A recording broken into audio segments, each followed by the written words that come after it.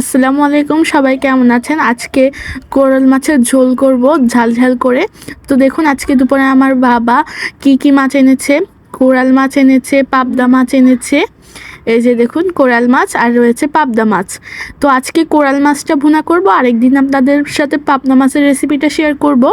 তো প্রথমে কোরাল মাছটা নিয়ে নিলাম, ভালো মতো ধুয়ে নিয়েছি। আর এখানে পেঁয়াজ, কাঁচামরিচ, টমেটো আর তেজপাতা নিয়েছি, আর নিয়েছি একটা সস।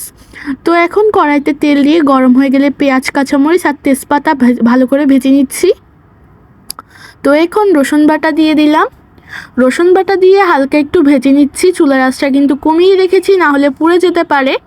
এই রান্নাটা আজকে আমি নিজে করছি, কেমন হচ্ছে কমেন্ট করে জানাবেন। তো মাছের লবণ হলুদ মেখে নিলাম।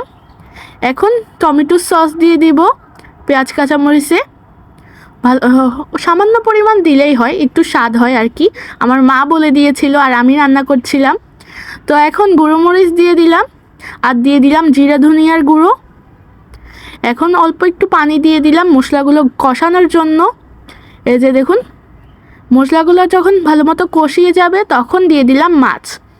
ম্যারিনেট করা মাছগুলো দিলে একটা স্বাদ হয় আর কি। আগে থেকে আমি ম্যারিনেট করে রেখেছিলাম, আপনারা অবশ্যই দেখতে পেয়েছেন। মাছগুলো দিয়ে এখন ভালো মতো ভেজে পানি দিয়ে ঢাকনা দিয়ে দিলাম। এই যে দেখুন মাছগুলো কিন্তু ফুটে উঠেছে। ওই যে দেখুন বুদবুদ হচ্ছে, এটাকেই মানে ফুটে ওঠা বলে, মানে রান্নাটা হয়ে গেছে। এখন ধনেপাতা দিয়ে দিলাম, মানে চামচ বা খুচুন দিয়ে কিন্তু নাড়ি নাই, না হলে মাছগুলো ভেঙে যেতে পারতো। উপর দিয়ে একটু সস দিয়ে এখন নামিয়ে নিলাম।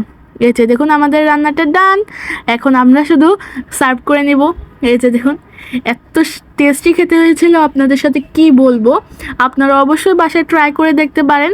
আজ এ পর্যন্ত, আল্লাহ হাফেজ। সবাই ভালো থাকবেন, সুস্থ থাকবেন।